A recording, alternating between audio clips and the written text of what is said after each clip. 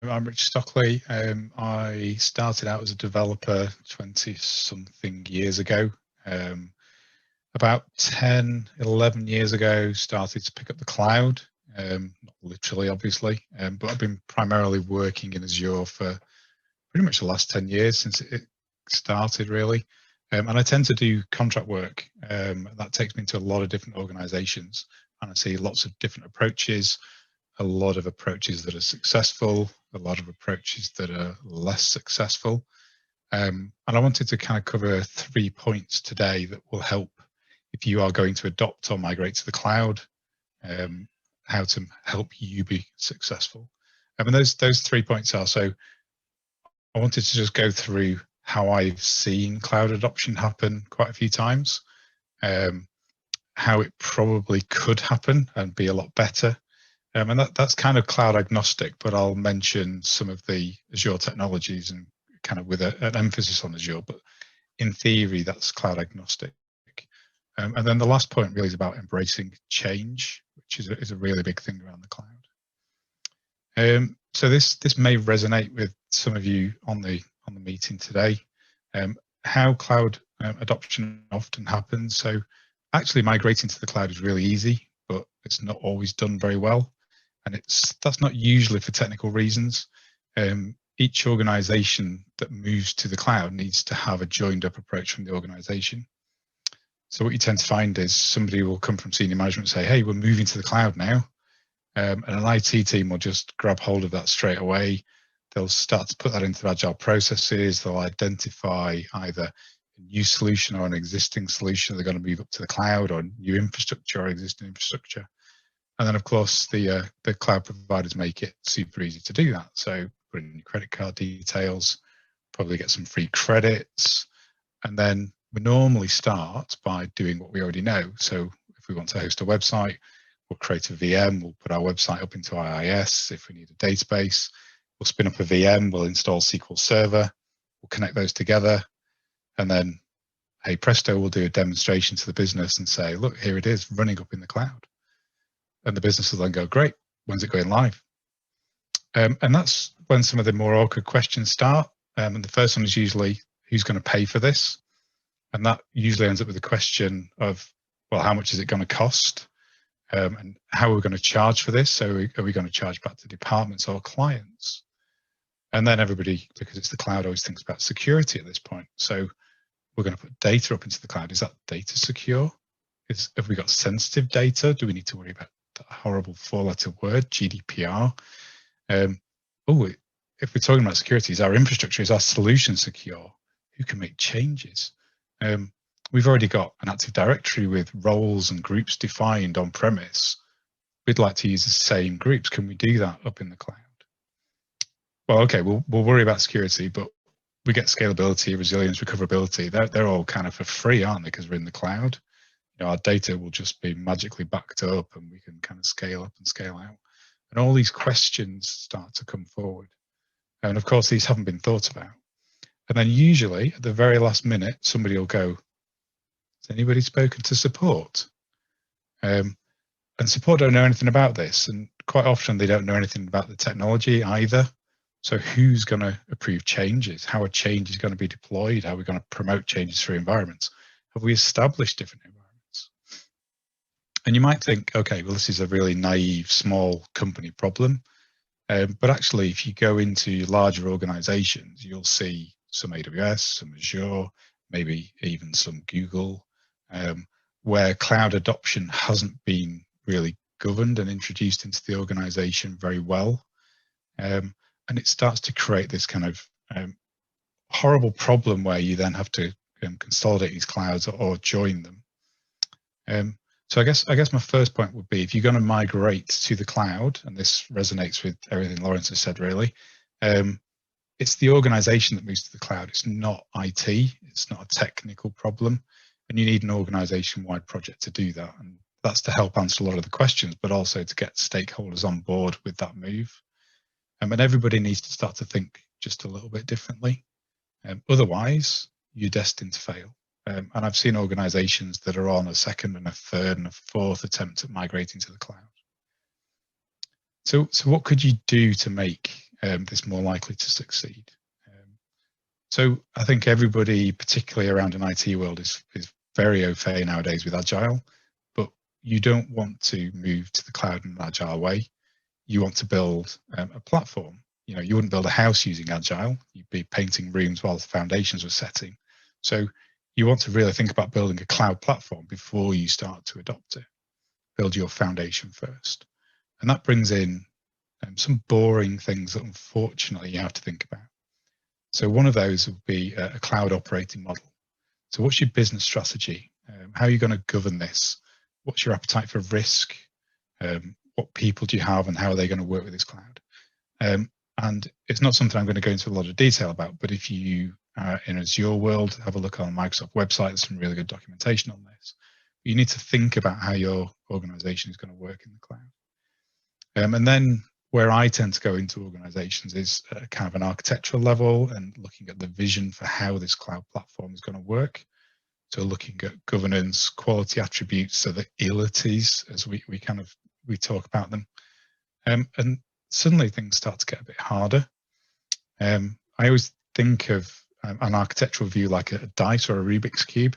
And what you can do is turn it and look at different views, but actually all those views are interconnected. And from a cloud point of view, I tend to come at it from 3 different views. So a logical view. So what's the structure of the organization and how would that be reflected in the cloud? A physical view. So what kind of resources do you need to create? Where are you going to create them and how are you going to link them all together? And then your operational view. So actually, how are you going to keep these things running and running well once they are up in the cloud? And not surprising support at the very last minute with, ta-da, we've got a new cloud platform for you. So if we take each of those in turn, so from a logical point of view, very first question is, who's going to own this cloud platform? And it usually falls to a CTO or an IT director to kind of put their name on the line, but it's usually a ceremonial position and it immediately gets handed off into IT. But that's where we start to establish our security at the very, very top level. And then we get into the question of who's going to pay for it. And we need a way to establish how we can pay for it. And we need a way of grouping and setting up structure that enables us to do that. But this is where when we turn the dice, actually, we're relating this to the physical resources we're going to deploy. So we need a view of what we're going to deploy into the cloud and where we're going to deploy it, and it all becomes kind of joined up. But from a logical grouping point of view, we've got a couple of tools in Azure in particular that can really help us. And they give us a sense for the structure of the organization and start to introduce some governance. So one is subscriptions. So we can set security at a subscription level. We can establish subscriptions based on environment. So we might have a dev and a UAT and a live subscription, or we might do that by clients. So maybe each individual client has their own specific area and we can set security to allow them in. And then under a subscription, we've got resource groups. So we can start to gather up aspects of a solution into a contained unit. And this gives us the ability to view and price and understand, manage at that level. And it really needs a lot of thinking about upfront, because when you start to deploy resources into these logical structure, they're not fixed, but it becomes a lot harder to move them around. And that kind of brings us into one of my bugbears. So I'm a big fan of naming conventions. So when we think of a logical structure, what you want to do is try and remove as much tacit knowledge from people as possible. So ideally, they can go to the portal and they can understand just by looking at the names of subscriptions and resource groups, and then ideally down into the resources, what they're dealing with. So, you know, if it's got the word live in it, they know they probably shouldn't just reboot that during the middle of the day. And this helps people a lot, and that you need to bake that into your logical structure from day one. And I've kind of mentioned this before. So once we started to build our logical structure, that gives us the ability to introduce security. So we've got our top level owner, we can then have subscriptions and we can introduce security at that level. So we can provide developers with full access in the dev environment and restrict that in live, for example, and then even at the resource group level. So do we want developers maybe to have some access in some environments, or do we want to bring third parties in? Because actually we're going to have third party companies who are developing solutions for us. maybe they need to maintain that in live, but we don't want to give them access to everything. So our logical structure, our subscriptions, our resource groups, give us that ability to actually establish our security and our governance at that level. So this is kind of one view from the dice. And once we started to think about that, that gives us a bit more scope to then turn the dice a bit further and start to look at the physical deployment. So what resources we're going to deploy. And I usually start at connectivity. So we've got a cloud up in the sky or in London or wherever it is. Is that cloud for our colleagues and our co-workers, or is it for our customers? And it's a good question to answer early, because that tends to dictate where you're going to deploy to. So you wouldn't deploy into the US if all of your customers are based in the UK. So we start to drive into the latency and where we want to put our resources within our logical structure. So questions there will be, where are my customers, where are our colleagues based? Do we have office workers? Do we have home workers? And then this starts to drive out things like, do we need an express route from our office to have a dedicated physical connection? Because that's something that takes a long time to establish. Or do we want to support, say, working from home, which is quite a big thing nowadays, but secure working from home through VPN connections? And we start to establish these security boundaries. And also, as part of connectivity, are we entirely public? Are we entirely private? We may be integrating with business-to-business clients through a heavyweight integration and dedicated networking. Or maybe in a lot of cases, we have a kind of more of a hybrid view. So we've got a public component to our cloud, and then a back office private component, and how to establish that relationship between the public and the private within our cloud. So there's quite a lot to think about around connectivity, and there's a couple of patterns that can help with that. So one is hub and spoke, where you can centralize connectivity, and there are lots of tools in Azure to do this. But if you think about them after the fact, when you've deployed, it gets a lot more difficult to do. And obviously with our connectivity, we're thinking about security up front. So we've talked about express route and VPN. But from a security around our resources point of view, are we creating virtual machines? Do we need to manage passwords? Would we like to domain join these virtual machines? Are we deploying web applications? Are we deploying web APIs? Do we need web application firewalls? Do we need to worry about cross-site scripting, SQL injection? So we're starting to identify physical resources that we might put on those security boundaries to actually protect our information. And then internally, this is something Lawrence was talking about before, we can separate out our resources through VNets and subnets. In Azure, you've got private endpoints and service endpoints. So we're thinking about how our individual services connect together to make sure we've got that nice, secure communication environment. And all of these things have a potentially huge bearing on cost. Typically, the more secure you want to be, the more expensive it is, unfortunately. And we can kind of start to think about resources and risk. So this isn't risk around security. This is where we're thinking about, hey, it just scales up for free, or Microsoft handle that. So Microsoft don't really handle resilience, reliability, recovery. They give you tools to do those things.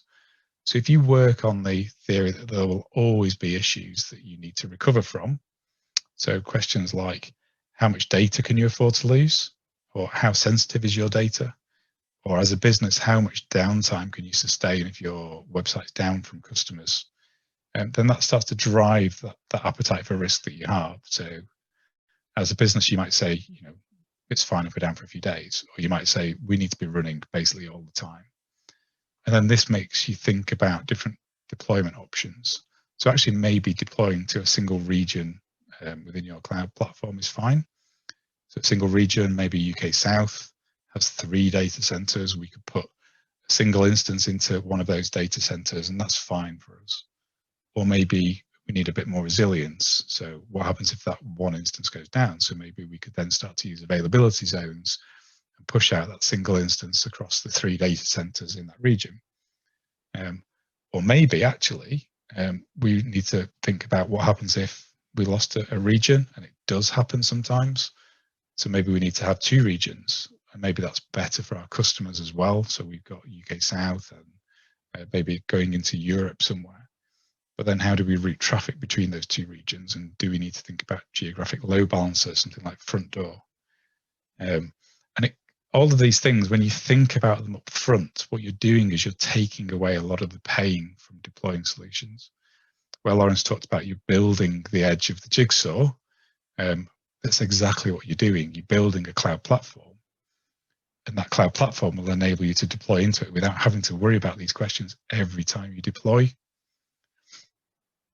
And then obviously the final area to be considered is always the operational side, because it's at the end of the chain. It's the people who have the worst life in any IT role. So into support. So we've managed to create our cloud platform, but we know that things might go down. So what do we need to monitor? And when we're monitoring things, who needs to know that there's a problem, and how will we let them know? So at this point, we're starting to think of things like when we start to put solutions up into our cloud platform, and we can use Azure Monitor, we can gather information. Have we got on-premise solutions that maybe a journey starts on or finishes on, and we need a holistic view of what that journey looks like from on-premise into the cloud? So Azure Monitor will support things like that, assuming your connectivity is okay. And what dashboards and workbooks do we need to create so we've got a view of what's actually happening inside our cloud? We need to get familiar with log analytics so we can drive into details within the logs and understand what's happening. You have to find a reason to use App Insights because it's just amazing. But make sure you're using one instance of App Insights so everything is joined up and you can see your end-to-end flow through your system. And then look at putting alerting on for thresholds. So when you start to see CPUs increasing or systems going down, make sure the right people know. But the key thing really is that your support team is part of your organizational adoption of the cloud. So they understand the technology. They know they've got a good idea how to resolve issues. They also need to look at things like the SIEM tools within Azure. So this is Advisor, this is taking in security information and changes and understanding what needs to happen to fine tune Azure and to keep it running really well. So my second point really is it's the organization that needs to do all of this work up front to establish a cloud platform. And again, kind of going back to Lawrence's view on this, this is your jigsaw border. So once you've created your cloud platform, you've at least thought about it, everything becomes easier. So you know what to call things because we've established a really good naming convention, where to deploy them, how to deploy them, how to access them, who can access them, how to keep them running, and if all else fails, how to recreate them. But most importantly, you know that the bill's going to get paid, so the lights are on and everything's going to keep running. So now we can start to build jigsaw pieces and we can deploy them up into our cloud platform. And it's simple, it's dead easy, it takes a lot of the complexity away from the teams that are doing this work because a lot of this platform has been put in place for us. But the key thing now is you need to get ready for everything to change. So I think Azure is 11 years old now, AWS is 15 years old. If you were to go back 11 or 15 years and look at what was available in the cloud, it looks nothing like today. It's absolutely unrecognizable. And I can guarantee you one thing, that this time in a month, it'll look a bit different again. And this time in 10 years, it will look hugely different. So you need to get ready to accept change and just become familiar with change and embrace change. And again, this is organizations that need to embrace change. So the cloud drives new opportunities. It creates new markets, particularly if you want to go global, because now you can start to pick up resources and cats and put them in a different geographic region near to new customers, and you can start to take this solution globally really easily. I think from an IT world, though, we're kind of used to change. So we've built our processes to be agile. It's based around change. We build our code to follow kind of solid principles, which is predominantly around baking in the ability to change. So we need to start to think about our cloud platforms in the same way as well. We need to bake change into the organization and continue to move forward and embrace that as well. Because you can guarantee that if you don't do it, your competitors will, and there'll be a startup that comes along that's disruptive, and all of a sudden you're on the back foot trying to catch up. So the first thing to change is, when you're adopting the cloud, is to adopt at the highest level you can of as a service. And that's usually software as a service, because the higher the stack you go, the lower the total cost of ownership is. You're managing less, you're maintaining less, and then of course you've got more time and more resources to add value. So I would always say aim for software as a service if you possibly can. And also, you need to greatly increase your ability to change through automation. So automation will give you repeatability, it will give you reliability.